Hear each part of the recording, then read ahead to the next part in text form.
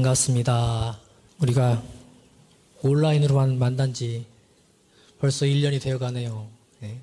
이렇게 온라인으로 만나는데 직접 보고 싶은 마음이 간절합니다. 여기서 이렇게 법당에서 설교를 할 때면 같이 눈을 마주치고 또 같이 웃어주고 또 같이 공감했던 그런 속에서 우리가 법회를 봐왔는데 올해는 아직 한 번도 못 만났네요. 다행히 오늘 발표를 보니까 유지는 한다고 하지만은 코로나가 조금씩 진정이 되어가는 것 같습니다. 곧 만날 수 있기를 염원을 합니다. 자, 오늘은 일기법에 대해서 공부를 하려고 합니다. 일기법은 대중사님께서 공부를 평가해 볼 수 있는 방법으로서 내주신 내용입니다. 오늘 설교를 들으시고 나서 일기를 써야겠구나. 일기를 쓰면 내 공부에 정말 도움이 되고 또 이것이 대중사님의 법을 따르는 드러나는 공부법이겠구나 하고 알게 되시고 그렇게 되면 좋겠습니다. 올해 신년 법문으로 전산용 목사님께서 집집마다 부처가 사는 세상을 내주셨습니다. 여러분들이 다 부처이기 때문에 여러분들이 가는 모든 것이 다 부처가 사는 세상이죠. 그것을 믿고 시작을 하면 좋겠습니다. 그리고 우리가 대중사님 법으로 믿음뿐만 아니고 말과 행동 또 마음까지 다 부처님의 말과 마음 행동으로 나타나는 우리들이 되어가면 좋겠다 싶습니다. 집집마다 부처가 살으려면 어디서 출발을 해야 될까요? 온불교는 저 뒤에 모신 법신불 이론상에서 출발을 해야 합니다. 우리가 저 법신불 이론상과 다르지 않다, 조금도 다르지 않다는 믿음, 또 나아가서는 자각을 가져야 우리가 부처로 살아갈 수 있겠죠. 그리고 저 이론상에서 이제 신앙 수행으로 함께 할 수 있도록 해주셨죠. 사은사유의 신앙과 삼학팔조의 수행으로 저 이론상과 같이 닮아갈 수 있게, 채받아 닮아갈 수 있게 해주셨습니다. 그리고 이것을 일상수행의 요법을 통해서 9가지로 간추려서 그것을 생활 속에서 실현할 수 있도록 해주셨죠. 그 9가지의 사은사유 삼학팔조 신앙수행의 길이 간략하게 담겨 있습니다.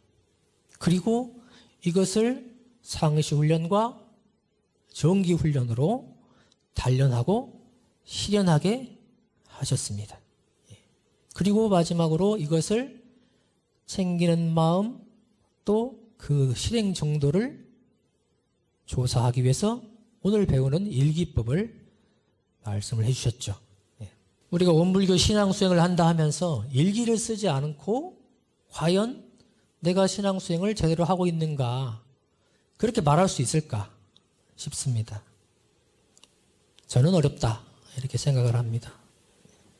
반대로 말하면 이 일기를 통해서 스스로의 공부 정도를 볼 수 있고 진급하고 있구나 하고 스스로 확신할 수 있고 또 스승님의 감정을 받을 때도 그냥 저 이렇게 살고 있습니다 하는 것보다도 이 일기장 하나면 나의 신앙 수행을 그대로 보여줄 수 있기 때문에 이 일기는 원불교를 신앙하고 수행하는 사람이라면 꼭 써야 할 내용이다. 이렇게 생각을 해봅니다. 이 내용은 수행품 1장에 그 일기를 쓰는 그 의의라고 할까요? 그 내용을 제가 요약해 본 겁니다. 수행품 1장에 보면 일상수행법을 대조하라. 그리고 그것을 상시훈련주의상, 교당내원시주의상으로 실현한다. 그리고 그 챙기는 마음과 그 실현 정도를 조사하기 위해서 일기법을 두고 물샐 틈 없는 공부를 하게 하셨다. 이 흐름으로 우리가 공부를 하는 겁니다. 수행품 1장이에요. 수행은 이렇게 하는 거죠. 원불교 수행은, 원불교 마음 공부는 이렇게 하는 겁니다. 우리가 그래서 법회 시간에도 일상수행요법을 외우고 상시훈련주의상, 교당낭시주의상을 그렇게 열심히 외우는 것이죠. 그냥 식순이니까 하는 게 아닙니다. 이것을 늘 대조해야 돼요. 그래야 원불교 마음 공부를 하고 있는 것이죠. 그래서 이 일기법에는 상시일기와 정기일기 두 가지로 말씀을 해주셨죠. 우리 훈련도 상시훈련, 정기훈련이 있듯이 그에 따라 상시일기와 정기일기가 있습니다. 우리가 상시일기를 통해서는 그 사람의 성의를 볼 수 있다고 합니다. 얼마나 정성으로 하고 있는가. 정기일기를 통해서는 그 사람의 역량을 볼 수 있다 합니다. 공부하는 실질 내용을 볼 수 있는 것이죠. 그래서 오늘 이 정기일기, 상시일기 이 두 가지를 같이 공부를 해보겠습니다. 원문을 함께 보시겠습니다.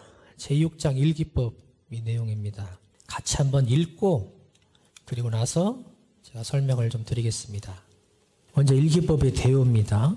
제가 출가와 유모식을 막론하고 당일의 유무념 처리와 학습 상황과 계문의 범과 유무를 반성하기 위하여 상시일기법을 제정하였으며 학원이나 선원에서 훈련을 받는 공부인에게 당일에 작업한 시간수와 당일의 수입 지출과 심신작용의 처리권과 감각, 감상을 기재시키기 위하여 정기일기법을 제정하였나니라. 정기일기와 상시일기 내용을 범위를 말씀해 주셨고, 자, 두 번째 이제 상시일기법 보겠습니다. 상시일기법 1. 유념, 무념은 모든 일을 당하여 유념으로 처리한 것과 무념으로 처리한 번수를 조사 기재하되 하자는 조목과 말자는 조목에 취사하는 주의심을 가지고 한 것은 유념이라 하고 취사하는 주의심이 없이 한 것은 무념이라 하나니 처음에는 일이 잘 되었든지 못 되었든지 취사하는 주의심을 놓고 안 놓은 것으로 번수를 계산하나 공부가 깊어가면 일이 잘 되고 못된 것으로 번수를 계산하는 것이요. 2. 학습 상황 중 수양과 연구의 각 과목은 그 시간수를 계산하여 기재하며 예외와 입선은 참석 여부를 대조 기재하는 것이요. 3. 계문은 범과 유무를 대조 기재하되 범과가 있을 때에는 해당 조목의 범한 번수를 기재하는 것이요. 4. 문자와 서식에 능하지 못한 사람을 위하여는 따로의 태조사법을 두어 유념, 무념만을 대조하게 하나니 취사하는 주의심을 가지고 한 것은 흰 콩으로 하고 취사하는 주의심이 없이 한 것은 검은 콩으로 하여 유념, 무념의 번수를 계산하게 하는 것이니라. 3. 정기일기법 1. 당일의 작업 시간수를 기재시키는 뜻은 주야 24시간 동안 가치 있게 보낸 시간과 허망하게 보낸 시간을 대조하여 허송한 시간이 있고 보면 뒷날에는 그렇지 않도록 주의하여 잠시라도 쓸데없는 시간을 보내지 말자는 것이요. 2. 당일의 수입 지출을 기재시키는 뜻은 수입이 없으면 수입의 방도를 준비하여 부지런히 수입을 장만하도록 하며 지출이 많을 때에는 될 수 있는 대로 지출을 줄여서 빈곤을 방지하고 안락을 없게 함이며 설사 유족한 사람이라도 놀고 먹는 패풍을 없게 하며 3. 심신작용의 처리권을 기재시키는 뜻은 당일의 시비를 감정하여 죄복의 결산을 알게 하며 시비 이해를 밝혀 모든 일을 작용할 때 취사의 능력을 얻게 하며 4. 감각이나 감상을 기재시키는 뜻은 그 대소유무의 이치가 밝아지는 정도를 대조하게 함이니라. 일기를 우리가 어렸을 때부터 써왔죠. 저는 어렸을 때 일기를 쓰라고 하면 이렇게 썼던 것 같아요. 아침에 일찍 일어났다. 밥을 먹고 학교에 갔다. 선생님의 말씀을 잘 듣고 공부를 열심히 하고 친구들과 재미있게 놀았다. 다시 집에 와서는 가방을 놓고 다시 친구들과 재미있게 놀고 푹 잤다. 참 좋았다. 막 이런 일기의 내용이 주를 이뤘던 것 같아요. 그래서 우리가 보통 쓰는 일기는 하루 일과를 돌아보면서 있었던 내용들을 그대로 기재하는 또는 그 안에서 재밌었던 일, 즐거웠던 일 또는 화났던 일 뭐 이런 내용들을 적는 그런 일기였던 것 같습니다. 근데 원불교 일기법을 보면 우리가 상시일기법, 정기일법 내용을 봤지만 쓸 게 참 많죠. 유문형 공부도 있고 학습 상황을 공부하는 것도 있고 그걸 또 계문을 대조하기도 하고 또 정기일기법에서는 당일 작업한 시간수, 수입 지출, 또 마음 심신작용의 처리권, 또 감각 감상, 내용이 참 많습니다. 왜 이렇게 내용이 많은가? 우리가 신앙 수행하는 내용을 이 일기를 통해 점검하기 때문에 각각에 맞게 방법들이 존재하고 그것을 기재하는 것이죠. 그래서 이 일기를 쓰고 보면, 엄불교 일기를 쓰고 보면 나의 신앙 수행의 정도, 또 내가 역대로 또 보면 얼마나 진급해 왔는가, 그 내용을 스스로 알 수 있죠. 이게 재판문서라고 그랬어요. 재판문서. 사람이 하는 재판은 틀릴 수 있어도 이 상시일기, 정기일기 이 내용으로 남겨놓은 우리 공부 내용은 속일 수가 없죠. 그래서 기재해야 됩니다. 정확하게 그대로 쓰는 습관을 들여야 하죠. 자, 상시일기법부터 함께 보겠습니다. 자, 상시일기 작성법 이렇게 했습니다. 첫 번째가 유념무념이죠. 합쳐서 유무념 공부 이렇게 얘기를 합니다. 모든 경계를 처리한 후에 온전한 생각으로 취사하는 주의심을 가지고 있는가 또는 놓고 있는가를 대조 반성하는 공부 이렇게 했죠. 우리가 상시일기 내용 중에 다 놓고 하나만 뽑아라 그러면 이 유무념 공부입니다. 그래서 나중에 나오는 그 네 번째도 있죠. 태조사법. 문자와 서식에 능하지 못한 사람은 이 태조사법 흰콩, 검은콩을 가지고 다니다가 내가 마음을 챙겨서 잘했으면 흰콩으로 하고 못했으면 검은콩을 놓아서 하루를 돌아보고 그 안에서 흰콩, 검은콩이 어떤 비율로 있는가 봐서 내가 마음을 잘 챙긴 것과 못 챙긴 그 내용을 알 수 있는 것이죠. 이 문자와 서식에 능하지 못한 사람은 이거라도 해라 그랬거든요. 이것이 유무념 공부의 가장 간단한 방법이죠. 대산종사님도 하셨고 우리 선지님들이 많이 하셨습니다.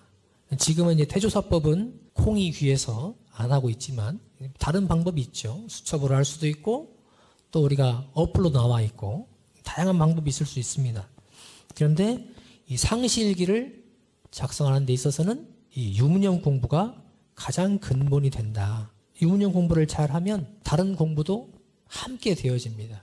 더 심하게 얘기하면 원불교 공부에서 제일 중요한 게 뭐냐? 하나 말하면 유무념 공부예요. 마음 챙기는 공부죠. 온전한 생각으로 취사했는가 못했는가 이게 다 연결이 됩니다. 신앙 수행으로 다 연결이 되죠. 챙기는 마음 그것이 핵심이거든요. 그래서 유무념 공부는 아주 중요합니다. 정산 종사님께서 유무념 공부를 꼭 해야 된다 하시면서 이렇게 말씀하셨죠. 경의편 24장에 세상 만사 어느 일도 유념이 아니고는 이루지 못한다. 유념, 내가 마음을 챙기지 않고는 아무것도 이룰 수가 없다. 저절로 되어지는 게 아니죠. 그래서 유념을 꼭 챙겨야 한다. 이렇게 말씀하셨습니다. 그럼 유무념 공부는 어떻게 할 것인가? 유무념 공부의 단계 그랬습니다. 이 원문에 있는 내용을 제가 좀 간추려 봤습니다. 첫 번째가 마음 챙기기 그랬습니다. 온전한 생각으로 취사했는가 못했는가 유무 그랬죠. 처음 공부를 하는 사람은 일이 잘 되고 못 되고가 중요한 것이 아니고 마음을 챙겼는가 못 챙겼는가가 중요하다는 것이죠. 그래서 결국에는 우리가 일을 잘 되게 하는 것이 목적이죠. 일이 잘 되어야 돼요. 그래야 성공하고 내가 진급하고 행복할 수 있는 것이죠. 그런데 처음 공부하는 사람은 아직 이 마음의 힘이 부족하고 능하지 않기 때문에 잘된 거 못된 거보다는 챙겼냐 못 챙겼냐 그것으로 방향을 잡아라. 그래서 일이 잘 되고 못 되고를 염두에 두지 말고 내가 온전한 생각으로 취사를 했는가 못했는가 그것만 대조해 보라. 그래서 내가 온전 생각 취사를 했으면 유념이요 못했으면 무념으로 체크를 하라는 것이죠. 그리고 이제 공부가 그 마음 챙기는 것이 잘 되어간다. 그러면 이제 단계를 높여서 거기에다가 일의 성공 유무를 담아라. 잘 되고 못된 것까지 대조하라는 것이죠. 그래서 내가 마음을 챙겼어도 일이 잘 되지 못했으면 무념인 거예요.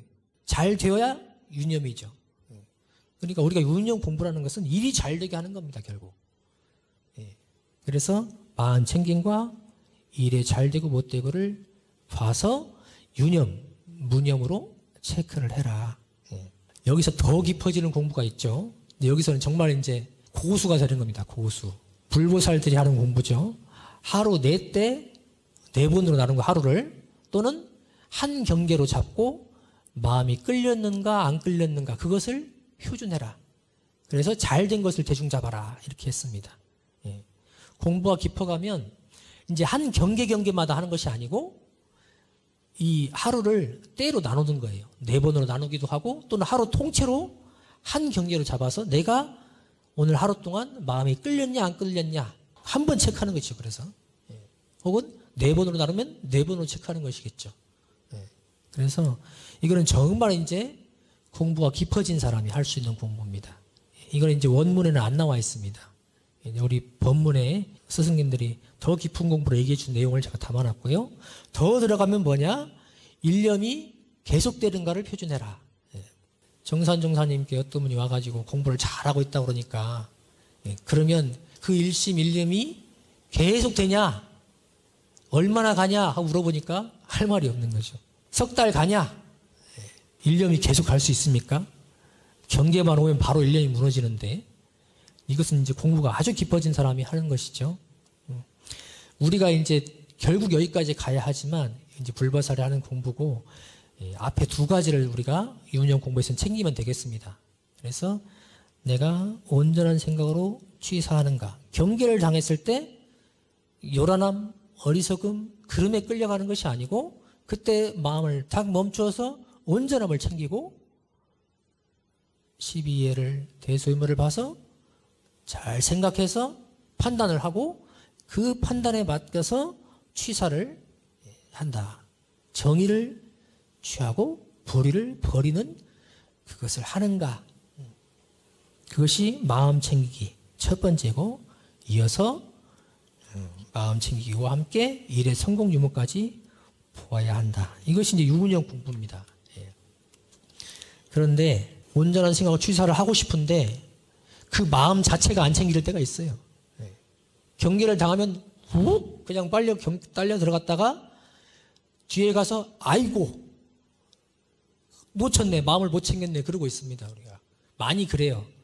그래서 온전 생각 취사가 그때 경계를 당해서 되면 좋은데 아예 그 마음도 안 난다. 그럴 때는 어떻게 해야 될까? 그 마음도 안 챙길 때 나눠서 해보자. 저는 나눠서 해봤으면 좋겠어요. 그래서 온전 생각 취사로 나누어서 또는 경계 당하면 멈춤부터 시작을 해서 정말 내가 유문영 공부가 잘 안 되면 처음에는 멈췄는가 안 멈췄는가만 갖고 유념무념을 잡아도 좋겠다. 일단 경계를 당해서 멈췄는가 그러면 뒤에 온전 생각 취사를 해든 못했든 일이 잘 됐든 못했든 일단 유념으로 잡아보자는 거죠. 이게 습관이 들면 경계에 닿으면 당연히 멈추는 것이 이제 자동으로 될 겁니다. 그 다음에는 이제 온전함을 챙기고 바르게 판단하고 생각하고 취사까지 이어지도록 대조를 해보면 좋겠다.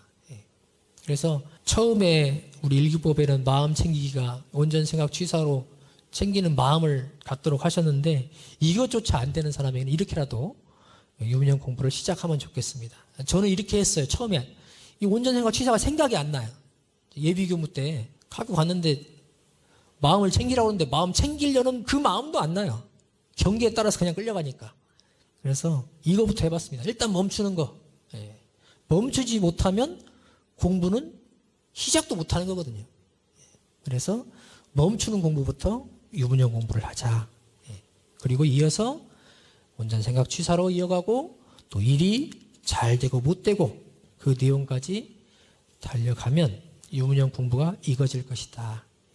유문영 공부를 말씀을 드렸습니다. 제가 그 유문영 공부하는 표를 올려놨습니다. 지금 우리 청년들이 쓰는 일기 또 제가 일기 3개를 갖고 왔는데 하나는 우리 교당에서 만들어 쓰고 있는 이 마음공부 일기죠. 여기 있는 내용 그 표를 PPT에는 올려놨습니다. 그 내용 중에 있는 일기법 그 유문영 대조법 그 내용을 제가 올려놨고 또 하나는 이제 오블리고 총부에서 작년부터 만들어가지고 활용하고 있는 상시일기법. 상시일기장인데 요 내용도 우리 일기장과 크게 다르진 않지만 좀 더 세밀하게 공부할 수 있도록 해 놓으셨고, 또 하나는 이제 이건 제가 쓰는 일기인데 이제 교무님들이 쓰는 상시일기장이에요. 그래서 요 내용도 제가 이따 한번 보여드리도록 하겠습니다. 그래서 요 일기장이 있는데 오늘은 안암교당에서 만들어 쓰고 있는 이 상시일기장 내용을 가지고 제가 설명을 해보겠습니다. 유문형 공부입니다. 우리 온불교 안암교당에서는 세 가지 공동 유문형을 가지고 있어요. 이것을 우리가 표준 삼아서 해보자. 조목으로 세 가지를 정했죠. 하나가 조속 심고, 아침 저녁으로 심고를 모시자. 그것을 했는지 못했는지 체크를 하도록 해서 했으면 동그라미, 못했으면 X 이렇게 해서 체크를 하도록 한다. 이렇게 했습니다. 두 번째는 좌선이죠. 좌선. 아침 좌선을 해보자. 또는 아침에 안 되면 내가 가능한 시간에 해보자. 그래서 했냐 못했냐를 유념 무념으로 잡고 마음을 챙겼으면 유념, 못했으면 무념. 제가 아까 챙기는 마음부터 그 마음이라도 했으면 유념으로 하고 그 마음도 안 났으면 무념으로 한다 말씀을 드렸고, 거기서 더 나아가면 실행을 했냐 못했냐까지 가고, 더 들어가면 일의 성공 유무까지 본다 이렇게 말씀을 드렸죠. 그래서 우리 일기장에 보면 유념, 무념, 실행 여부 이렇게 표시가 되어 있습니다. 그래서 번수를 계산하게 해요. 그래서 숫자로 쓰면 지웠다 썼다 해야 되니까 발을 정자로 해서 마음을 챙길 때마다 하나씩 체크를 하게 되어 있습니다. 그리고 또 하나가 사경입니다. 경전을 그 내용을 새겨보자. 이것까지 이제 안암교당에서 함께하고 있는 공동 유문념이고, 그 이위에 이제 내가 조목을 잡아서 하는 것입니다. 여기 이제 예가 들어져 있는데, 사실은 우리 일기법대로 하면 각각의 조목들이 중요한 것이 아니고 원래는 온전한 생각으로 취사했는가 못했는가 그거 한 조목이에요. 사실은 그것으로 유념 무념을 잡게 되어 있죠. 그런데 경계를 당해서 우리가 끌려가기도 쉽고, 또 우리 습관이 이 공부 쪽으로 길이 안 들어있기 때문에 그쪽 방향으로 세세하게 좀 잡아서 유문형 공부를 해보자. 그래서 좀 세밀하게 조목을 나눠서 하고 있습니다. 그래서 여기 내용을 보면 상시일기 기재를 잡기도 하고, 또 가족 불공하기를 잡기도 하고, 좌선 10분, 또 12시 전에 자기 뭐 이렇게 되어 있죠. 여기에 내용에 보면 예를 잘 들은 것도 있고 못 들은 것도 있어요. 그렇죠. 좌선은 위에 내용과 겹치죠. 그래서 위에서 체크하면 됩니다. 굳이 여기서 다시 할 필요가 없겠죠. 좌선은 내가 10분으로 그냥 잡으면 되는 것이죠. 공동 유문형에 합쳐서 되고, 상실기 기재는 내가 상실기를 해야겠다는 마음도 잘 안 나나 봐요. 그래서 상실기 기재까지 유문형으로 체크를 했습니다. 이걸 안 썼으면 여기에 무조건 다 무념이 되겠죠. 우리가 이 조목을 설정할 때 정말 체크하는 것 자체도 마음이 안 나고 공부하는 것이 길이 안 들면 이렇게 뭐 한 가지를 가지고 했냐 못했냐 가지고 할 수도 있습니다. 그런데 사실은 마음 챙기려면 여기 내용에 보면 12시 전에 자기 이런 게 있죠. 이걸 12시에 잡고 못 잡고 그걸로 그냥 실행여부로 끝나는 거예요. 사실은. 이것을 12시 전에 자기를 하루에 몇 번 나오는 게 아니잖아요. 그래서 계속 챙기는 마음은 아닙니다. 원래는 우리가 그때그때 마음 따라서 마음을 챙기는 거죠. 경계에 따라서. 그래서 온전한 생각을 취사를 원래는 조목으로 잡는 것인데, 정 안 될 때는 이렇게 한 조목씩 잡아서 내가 바꾸고 싶은 내용, 습관, 혹은 내가 잘하고 싶은 어떤 그 조목을 잡아서 해도 됩니다. 근데 잡을 때는 구체적으로 잡아야 돼요. 구체적으로. 그래서 뭐 공부하기 이렇게 잡으면 공부 됩니까? 안 되죠. 어떤 공부를 하겠다. 또는 시간까지 정하면 더 좋아요. 그러면 그때 생각이 나니까. 그래서 유문형 공부는 처음 시작하는 여러분들을 위해서는 이렇게 이해가 들어져 있습니다. 각각의 자세한 조목을 잡아서 해봐라. 그런데 원래는 온전한 생각으로 취사하는 것이 그게 유문형 공부예요. 원래는. 그걸 염두에 두시고 이렇게 체크를 가면 되겠습니다. 그래서 이걸 한 달로 쭉 정리를 하면 내가 한 달 동안 얼마를 유념했고 얼마를 무념했는가를 알 수가 있죠. 그래서 그 내용 가지고 내가 진급했나 못했나, 또 만약에 이번 달에 잘 못 지켰으면 내년 다음 달에 또 이어서 해봐서 그 내용이 유념이 많아지도록 더 챙겨보는 것이죠. 그리고 만약에 거의 다 되어간다 그러면 이것은 떼고 이제 다른 조목을 잡아서 할 수도 있을 것입니다. 그래서 이 유문형 공부는 이 상실기에서 가장 중요한 공부고 마음 챙기는 공부다. 자, 유문형 공부는 뒤에 또 나오면 다시 한번 얘기하기로 하고요. 자, 다음 보겠습니다. 두 번째가 이제 학습 상황과 태조사법인데요. 먼저 태조사법을 아까 제가 간단히 언급을 했죠. 이 유문형 공부의 방법입니다. 태조사법이 콩이에요, 콩 가지고 하는 방법. 아까 설명했듯이. 근데 지금은 이제 다양한 방법들이 있습니다. 핸드폰 보면 원불교 치시면 유문형 체크하는 그 어플이 있습니다. 요즘에 최근 개발된 것 중에 M볼이라고 있는데 박세훈 교무님께서 소개를 해주셨는데 우리 동기 교무님 만들었더라고요, 저거를. 근데 제가 써보니까 어제 봤는데 한번 쑥 봤어요. 근데 어렵지는 않더라고요. 근데 자세하게 체크할 수 있도록 해놨습니다. 거기서 유문형을 잡아서 해도 되고 핸드폰을 항상 들고 다니니까 거기서 그때그때 경계마다 체크를 할 수 있을 거고요. 또 옛날엔 계수기라고 해서 이렇게 딸깍딸깍 해가지고 숫자를 올리고 하는 그 계수기가 있었고 또 수첩을 들고 다니도 좋습니다. 근데 교무님들은 요 아까 보여드린 일기장처럼 이렇게 조그맣게 수첩이 되어 있어서 항상 들고 다닐 수가 있죠. 체크를 하게 되는데 어쨌든 유문형은 경계마다 체크를 하는 것이기 때문에 요즘에는 태조사법보다는 여러 가지 방법이 있으니까 유문형의 방법으로 활용을 하시면 좋겠다. 그리고 이제 학습 상황입니다. 학습 상황에는 경정 공부, 수양에는 연불, 좌선, 기도 뭐 여러 가지가 있겠죠. 그 시간수를 기재하도록 되어 있습니다. 이걸 이제 유문형 잡아서 그 조목에 넣어도 되겠죠. 넣어도 되는데 우리가 지금 쓰고 있는 일기장에는 이 내용이 없어요. 그래서 유문형 칸이 많으니까 그 중에서 하나씩 잡아도 좋겠다 싶고 또 자세하게 쓴 요 원불교에서 만든 요 상시일기장 여기에는 이 내용이 들어 있습니다.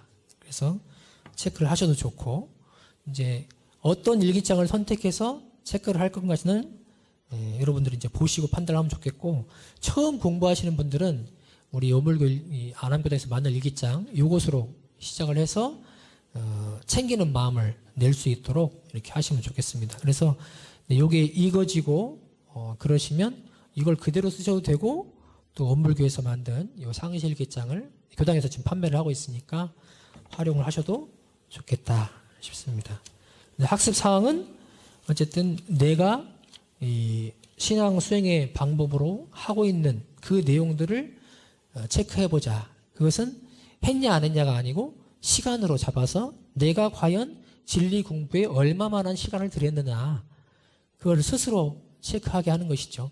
그 시간을 늘려가야 사실은 내가 진급에 더 가까워지는 것이고 허송하는 시간도 줄어드는 것이죠. 그래서 학습 사항을 체크하도록 했다.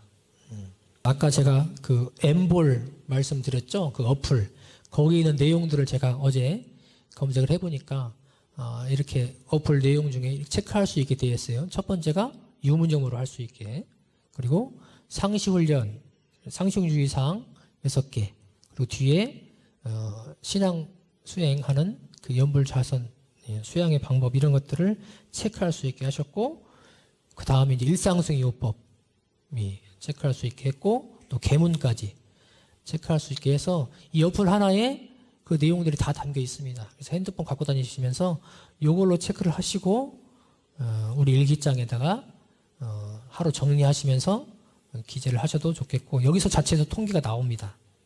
이렇게 활용을 하시면 좋겠다 싶어서 제가 이제 캡처를 해가지고 넣어놨으니까 참고를 하시고요. 이제 계문 대조입니다. 계문. 상실기에서 유무념 그리고 학습 상황 그다음에 계문입니다. 원불교에 처음 들어오면 보통급 10계문을 받죠. 지킬 만한 계문으로 10개를 주시고 공부가 익어가면 특신급 10계문을 주시고 다시 또 그것이 잘 지켜지면 법마상정급 10계문을 줘서 체크를 하도록 하고 있습니다. 안암교당에서 만들어서 쓰는 이 상시일기장에는 특신급까지 나와 있습니다. 특신급까지 나와 있는데 제가 오늘 그 내용을 간단히 설명을 드리려고 하고 이 계문은 어떻게 대조를 하는가 내용 자체는 이따 제가 잠깐 설명을 드리도록 하고 이것을 어디까지 기준을 잡아야 될지 모르겠습니다 하고 청년들이 질문을 많이 하더라고요. 그 중에서도 이제 여러 내용들인데 연고란 내용도 있고 우선 전반적인 얘기를 해드리면 이 계문 대조는 자기 공부 단계에 맞게 하시면 좋겠다. 그래서 처음 오시는 보통급 들어오면 보통급이죠. 그분이 막 특신급까지 해서 스스로 공부하면서 질려버리게 만들 필요는 없겠다. 체크도 안 뺀 것도 체크가 잘 안 되는데 실행도 잘 안 되는데 뒤에 것까지 괜히 할 필요 없이 보통급이면 보통급 10계문까지만 하시면 돼요. 그리고 내가 이제 공부가 익어지고 특신급이 되어간다. 그러면 보통급이 잘 지켜진다. 10계문이 잘 지켜진다. 그러면 특신급까지 더해서 하시면 되겠습니다. 그리고 더 나아지면 법마상정까지 하시면 되겠죠. 이제 우리 일기장에는 법마상정권은 안 나와 있기 때문에 요 원불교에서 총보에서 만든 상시일기장을 활용하셔서 하시면 되겠습니다. 그리고 우리가 보통급 10계문 중에 이제 체크를 하다 보면 몇 번 했는지 다 체크를 하죠. 그 내용 중에서 특별히 잘 안 지켜지는 것들이 있어요. 자주 걸리는 계문들. 그것은 특별히 더 유념을 해서 토를 뗄 수 있도록 하자 이렇게 합니다. 그래서 그 계문은 집중적으로 하는 것이죠. 제가 옛날에 공부할 때 이 보통급 10계문 중에서는 뭐 특별히 걸리는 것은 없었는데 잡기가 가끔 걸렸어요. 그 잡기가 이제 우리 학사에서도 공부하는 그 내용을 보면 잡기를 많이 체크를 하더라고요. 공부를 오랫동안 해왔는데도 잡기가 많이 걸려요.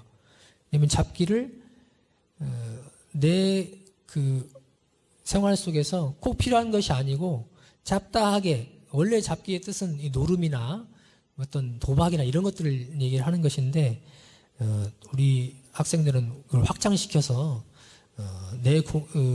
쓸데없게 투자하는 그 시간들 뭐 이유 없이 뭐 SNS에 들어갔다든가 영상을 봤다든가 이런 것까지 체크를 하더라고요. 그런 부분들이 자주 걸리면 특별히 거기를 더 집중적으로 챙겨서 토가 떨어질 수 있도록 그렇게 체크를 하면 공부를 하면 좋겠다 싶고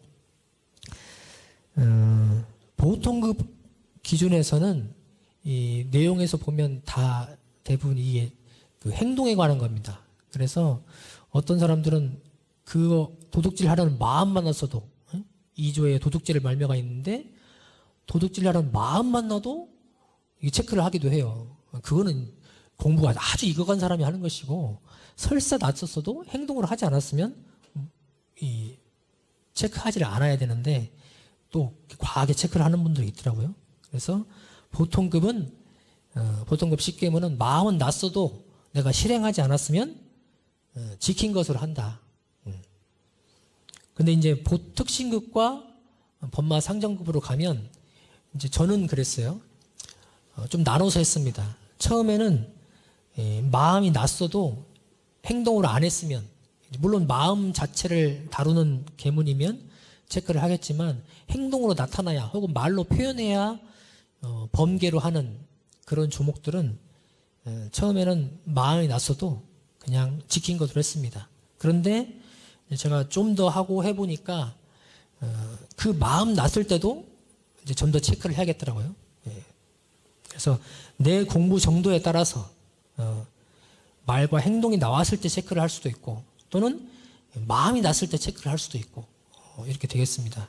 그런데 우선 기준은 실제 그 계문에 맞게 실제로 말과 행동이 나왔느냐 안 나왔느냐로 대조를 하셔서 체크를 하시면 좋겠습니다. 그래서 이 보통급 식계문은 10가지가 있으니까요. 또 특징급 식계문까지 보시면서 그 번수, 내가 몇 번을 범계를 했느냐, 어겼느냐, 지키지 않았느냐를 가지고 그 횟수를 체크를 하시면 되겠습니다. 그래서 숫자를 적으면 계속 지워야 되니까 발을 정자로 해서 체크를 하시면 좋겠다. 제가 아까 설명드린 내용입니다. 이 내용은 그 보통급 식계문과 특징급 식계문 원문을 내놨습니다. 이제 간단하게 설명을 드리고 일기를 기재를 하려면 처음 쓰신다 생각하고 제가 간단히 설명을 드리겠습니다. 많으니까 간단하게 할게요. 자, 보통급 식계문이 10가지가 있습니다. 이 중에서 이제 연구가 붙어 있는 게 있어요. 연구 없이라는 표현이 붙어 있는 게 5가지가 있죠. 그래서 여기서 연구라는 걸 먼저 알고 계문을 들어가면 좋겠습니다. 연구라는 건 정당한 이유예요. 정당한 이유 없이 살생을 말라. 정당한 이유 없이 술을 마시지 말라. 이런 것이죠. 그럼 그 정당한 이유라는 게 뭐냐? 교전에 보면 생존이나 치료나 또 교제상으로나 필요한 일 이런 것들을 얘기를 하고 또 습관이 돼서 또 중독이 돼서 지금 당장 어떻게 할 수 없는 그런 상황이죠. 그러니까 보통급 식계문은 밖에서 세속에 살다가 이제 공부를 해보려고 우리 도문에 들어왔어요. 그런데 오자마자 지키려니까 너무 힘들죠. 그래서 이게 습관이 될 수 있는 것들 혹은 무심코 하게 되는 것들은 연구를 붙여가지고 여지를 둔 것이죠. 근데 나중에 이제 공부가 깊어가면 이것도 띄어야 돼요. 연구도 띄어야 됩니다. 저희 공부할 때 교무들은 연구자 다 떼라 그러셨습니다. 그래서 연구를 생각하지 않고 대조를 해왔는데 살다 보니까 범해지더라고요. 연구자를 떼고 살기가 쉽지가 않아요. 교당에서도 청소를 하거나 뭘 하면 살생을 하게 되더라고요. 나도 모르게 하게 돼요. 그래서 연구는 부처님, 대종사님의 자비이기도 하고 또 어쩔 수 없는 상황이 있구나 하고 이해를 하시면 되겠습니다. 자, 보통 식계문 1조는 연구 없이 살생을 말매죠. 정당한 이유 없이 살생을 하지 말라. 이거는 어디 가나 다 있는 것이죠. 어느 종교에도 이것을 다루지 않은 종교는 없습니다. 그만큼 생명의 존중성을 우리가 인식하자는 것이고 지켜가자는 것입니다. 그리고 두 번째는 도둑질을 말며, 도둑질 하시면 안 되겠죠. 도둑질 하면 잡혀갑니다. 그런데 더 확장시키면 내 것이 아닌 것을 가족 간에도 마찬가지고 친한 사람들도 마찬가지예요. 상대방이 허락 없이 갖다 쓰는 것들 또는 갚지 않은 것, 이거 다 도둑질입니다. 체크를 하시고 남의 것을 함부로 또는 허락 없이 쓰는 것을 경계해야 됩니다. 밖으로 막 돈을 훔치고 이런 것뿐만이 아니고 그것까지 생활 속에서 점검을 해야 된다. 세 번째는 간음을 말며, 간음은 중대 범죄죠. 이 세 가지는 1, 2, 3조는 살도음 그래가지고 중범죄입니다. 중범죄. 그래서 종교에서 이걸 거의 다 다루고 있어요. 우리도 1, 2, 3조에는 살도음을 다루고 있고요. 네 번째는 연구 없이 술을 마시지 말며, 정당한 이유 없이 술을 마시지 말라. 우리 청년들이 취직을 하면 회사에 가서 한잔 안 할 수가 없게 분위기가 있기도 한다고 합니다. 그래서 그때는 처음에는 어쩔 수 없지만 마셔라. 대신 점점 줄여가면 또 안 마실 수 있게 된다. 이렇게 지도를 했었는데 본인이 그렇게 해보니까 되더래요. 그래서 술을 내가 즐겨 마시는 이 습관을 들이면 안 되죠. 술은 우리 정신을 혼탁하게 하는 것이죠. 그래서 정당한 이유 없이는 마시지 말라. 그리고 다섯 번째는 잡기를 말며, 잡기. 잡다한 기술 이렇게 되어 있는데 원래는 도박 이런 걸 얘기를 하는 겁니다. 이것이 패가망신의 지름길이죠. 내기를 한다든가 이런 것들이 잡기입니다. 그래서 그걸 하지 말라. 요즘에는 우리 공부에 있어서는 사실은 우리 청년이나 뭐 이런 사람들은 이것이 별로 해당이 안 되죠. 사실은 체크할 일이 거의 없을 거예요. 그런데 좀 더 확장시켜서 이제 공부를 하기도 하는데 일단은 도박 내용, 내기 이런 걸로 잡으시면 되겠다. 여섯 번째는 악한 말을 말미죠. 악한 말이 악한 말 그대로 저주하는 말, 욕 이런 말들이 악한 말이죠. 그런 말을 하지 말라. 말로 가장 상처를 많이 준대요. 우리가 행동보다도 말로 그렇게 많이 사람을 죽인답니다. 그러니까 말을 조심해야 됩니다. 그리고 7번째는 연고 없이 쟁투를 말며. 쟁투는 싸우는 것이죠. 정당한 이유 없이 싸우지 말라. 우리가 불가피하게 싸우는 경우가 생깁니다. 그런데 정당한 이유가 없으면 싸우지 말라. 내 감정, 내 억울함 해소하려고 그냥 내 기분 풀려고 하는 쟁투는 하지 말라. 정당한 이유가 있으면 해야겠죠. 흔히 말하는 우리 속된 말로 호구가 되는 그런 상황은 피해야겠죠. 정당한 이유가 있을 때는 싸워야 됩니다. 정의를 위해서는 싸워야겠죠. 그런데 그러지 않을 때는 싸우지 말라. 싸움은 서로를 상처 주고 아프게 하고 상극의 인연을 맺게 하는 것이기 때문에 하지 말라. 8번째는 공금을 범하여 쓰지 말며 그렇습니다. 공금은 개인적인 돈이 아니고 함께 쓰는 돈이죠. 함께 쓰는 돈은 여러 사람이 목적을 가지고 모은 것이고 또 공공적인 성격을 가지고 있기 때문에 그거를 함부로 쓰면 그 과보가 훨씬 크다. 그래서 공금을 무섭게 알고 함부로 범하여 쓰지 말라. 네 맘대로 갖다 쓰지 말라. 저희가 교무 나올 때 여러 가지 이제 주의할 사항이 있는데 그 중에 하나가 이 공금이에요.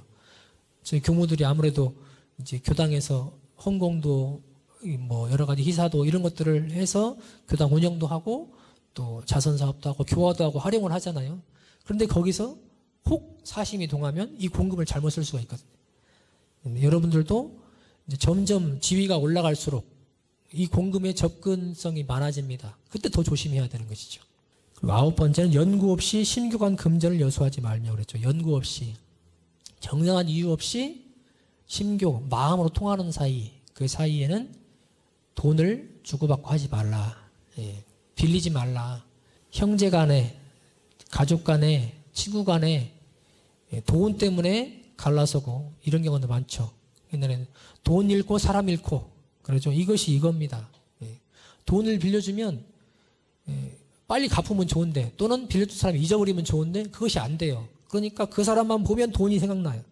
나한테 얼마 빌려갔는데 이것이 계속 생각나니까 그 사람은 온전하게 대하지 못하고 뺀 돈으로 보이고 빚쟁이로 보이고 또 빌린 사람도 미안하고 그래서 심교 마음으로 통하는 사이인데 그 마음을 끊어버려요. 그러니까 금전을 돈은 왔다 갔다 하지 마라. 만약에 줬으면 그냥 준 걸로 치고 받을 생각을 하지 마라. 자, 10번째는 연고 없이 담배를 피우지 말라 그랬죠. 정당한 이유 없이 담배를 피우지 말라. 옛날엔 담배를 교제상으로 대종사님 당대도 이렇게 권했다고 지금도 권하기도 하죠. 요즘 많이 없어지긴 했지만 그걸 또 치료상으로 하기도 했습니다. 근데 지금은 이제 이것이 별로 그 효용성을 잃었죠. 다른 치료도 많고 또 교제상 요즘 오히려 이게 반대의 효과를 내기 때문에 담배는 이제 연고자 떼고 해야 될 것 같아요. 이제 보통급 식기문을 이렇게 10가지를 봤습니다. 이걸 지켜라. 범했을 때는 그 해당 번수를 기재를 하면 되겠습니다. 다음 특신급도 한번 볼게요. 특신급은 또 마찬가지 10가지가 있습니다. 이 연고 있는 것은 한 가지가 있어요. 9조에 있고 1조부터 한번 보겠습니다. 1조는 공중사를 단독히 처리하지 말며 그랬죠. 공중사는 공적인 일이에요. 대중이 함께하는 일. 함께 하려면 어떻게 해야 돼요? 회의를 하거든요. 근데 회의를 하지 않고 혼자 독단으로 막 처리를 하는 것. 이렇게 하면 그때는 일이 잘 되는 것 같지만 나중에 문제가 되기도 쉽고 또 혼자의 지혜보다는 여러 사람이 함께하는 게 좋겠죠. 근데 하다 보면 내가 혼자 처리하게 되고 놓치게도 돼요. 그래서 공중적인 일은 함께 해라. 혼자 처리하지 말라. 처리했을 때는 범계로 해라. 두 번째는 다른 사람의 과실을 말하지 말며. 다른 사람의 과실은 잘못된 일이죠. 실수한 것 혹은 잘못한 것 이런 것을 다른 사람한테 범하지 마. 너만 알아? 하면서 이렇게 얘기를 하고 나도 들은 얘기인데 하면서 전달해주고 이런 거 하지 말라. 사실인 것도 하지 말아요. 사실인 것도. 더군다나 사실이 확인된 것도 아니고 직접 들은 것도 아니고 눈으로 본 것도 아닌데 그걸 전달하는 것은 그것 자체로 큰 죄를 짓는 것입니다. 그리고 그 사람과 상극의 인연을 맺는 거예요. 그리고 다른 사람도 그것을 전달한 그것을 들은 사람도 또 죄를 짓게 만드는 거예요. 그래서 다른 사람의 과실은 알아도 사실이어도 하지 말라. 근데 이런 경우가 있어요. 공적인 일을 위해서 어쩔 수 없이 해야 되는 경우가 있어요. 그러니까 우리 교무하고 이제 단장하고 상담을 할 때 보면 교화상 혹은 지도를 하기 위해서 어떤 사람의 그 잘못된 걸 얘기를 해줘야 되거든요. 그래야 지도를 할 수 있죠. 근데 과실에 걸리니까 안 합니다. 공부를 위해서 또는 공적인 일을 위해서 얘기할 때는 얘기를 해야 됩니다. 그런데 그걸 잘 봐야 돼. 내 기분 풀려고 하는 건지 혹은 확인되지 않은 것을 하는 건 아닌지 이런 것들 체크를 할 필요가 있죠. 예. 중요해서 제가 좀 더 얘기를 했습니다. 많이 범하는 거예요. 세 번째가 금은보포에 구하는데 정신을 뺏기지 말며. 예. 돈이라고 하겠죠? 돈 구하는데 정신을 뺏기지 말라. 예. 우리가 이 연불기 와서 마음 공부하자는 것은 마음의 진급을 이루고 진리적으로 진급하자는 것이고 세상에 도움이 되자는 것인데, 예. 이 돈만을 쫓아가면 그런 것들은 다 놓아지게 돼요. 예. 그리고 이걸 구하다 보면, 돈을 구하다 보면 아니할 행동 또는 때로는 범죄까지 저질 수도 있거든요. 그래서 돈을 구하는 데만 마음을 뺏기지 말라. 정신을 뺏기지 말라. 그래서 내가 혹시 정당한 일을 해야 되는데 어떤 돈을 벌기 위해서 혹은 내가 그걸 취하기 위해서 정당한 일을 놓아버리는 이러한 취사를 하면 안 된다. 스스로 체크를 해봐야 돼요. 내가 돈만 쫓고 있는 건 아닌가. 자, 네 번째는 의복을 빛나게 꾸미지 말며 그랬죠. 옷을 빛나게 꾸미지 말라. 옷은 어떻게 입어야 돼요? 상황에 맞게, 예, 또 본인의 본분에 맞게, 본수에 맞게 이렇게 입어야겠죠. 예. 그때그때 입어야 할 옷이 달라요. 장례식장 갈 때는 보통은 검은 옷을 입죠. 예를 표하기 위해서. 근데 거기에 밝은 반짝이 옷을 입고 갔다. 안 되는 것이죠. 나를 빛나게 하기 위해서.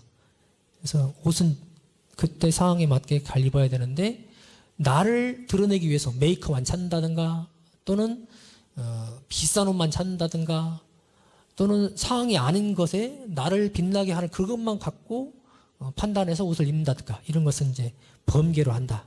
예. 여기에 관심을 두지 말고 진리에 관심을 두라는 거예요. 자, 다섯 번째는 정당하지 못한 것을 쫓아놀지 말며.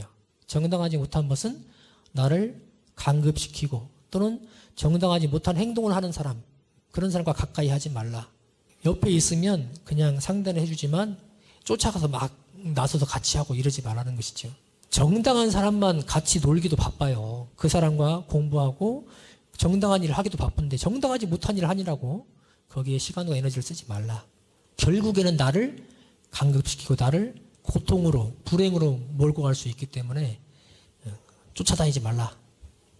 여섯 번째는 두 사람이 아울러 말하지 말며 그랬죠. 예, 아울러 말한다는 것은 동시에 얘기하는 거예요. 막 서로 얘기하려고. 저 사람 말 끝나지도 않았는데 아니 그거 아니고 하면서 자기 말을 계속해요. 예. 상대방 말이 끝난 다음에 해줘야 되고 잘 들어줘야 되는데 내 욕심에 막 아울러 말하는 이런 습관을 들이지 말라. 이것도 많이 범하는 것이죠.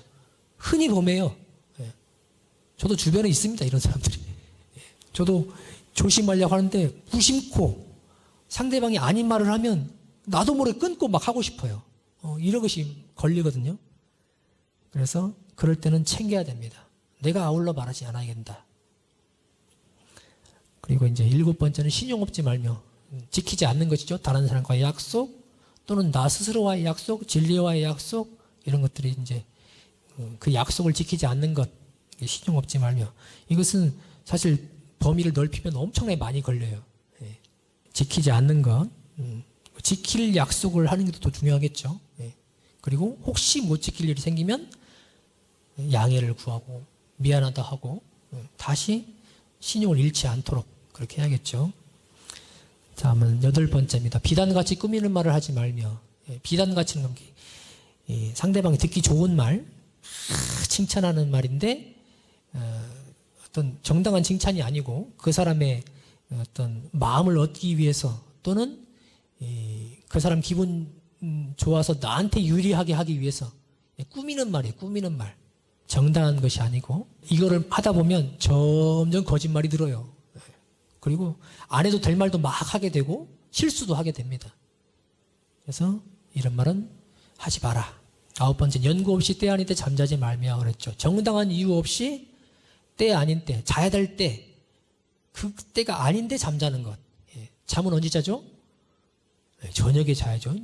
밤에 자서 아침에 일어나는 게 우리가 정상적인 사이클이잖아요. 그런데 그냥 시도 때도 없이 자요. 그냥 습관으로 자고, 할 일도 없으니까 자야지. 할 거 없이 잠이나 자자. 이게 다 걸리는 거예요. 정당한, 내가 밤에 잠을 잘 못 자서 피곤해서 도저히 일을 할 수 없는 상황에서 잠깐 눈을 붙이고 에너지를 충전해서 다시 일을 하기 위해서 하는 것은 정당한 이유가 되겠죠. 그런데 그냥 습관적으로 자거나 이유 없이 자는 것, 이런 것들은 범기가 된다. 마지막 10번째는 예 아닌 노래 부르고 춤추는 자리에 조차 놀지 말라 그랬죠. 예가 아닌 곳, 거기서 노래 부르고 춤추는 자리 쫓아가지 말라. 우리가 진리를 연마하고 진급의 길, 과학 공부, 도학 공부를 함께 해야 되는데 그것이 아니고 단순히 노는 자리, 더군다나 예 아닌, 예 맞지 않아요. 아직도 5인 이상 모이는 거 안 돼 있죠? 근데 가서 모여라 해가지고 같이 노래 부르고 춤추는 자리를 만든다든가, 그건 예 아닌 자리죠. 지금 상황에서. 그렇죠? 그런 자리에 조차 놀지 말라. 그래서 이 특신급 10계명까지 봤고요. 이 내용들을 보면 이것을 지키지 않으면 진급의 길은 갈수록 멀어지고 고통의 길을 스스로 장만하는 거예요. 그래서 보통급 10계명부터 우선 지켜보시고 잘 되어가면 잘 지켜진다 정도는 한 80% 정도 보면 될 것 같아요. 한 7, 80% 정도 잘 지켜진다 그러면 이제 특신급까지 넘어가도 됩니다. 그리고 그것도 잘 되어진다 그러면 이제 법마 상정까지 넘어가셔도 좋겠다. 상시일기 봤고요. 제가 오늘 그 일기를 바로 쓸 수 있게 좀 자세하게 설명을 하고 있습니다. 근데 내용이 많아서 간단간단 하는데도 이렇게 기간이 길어지네요.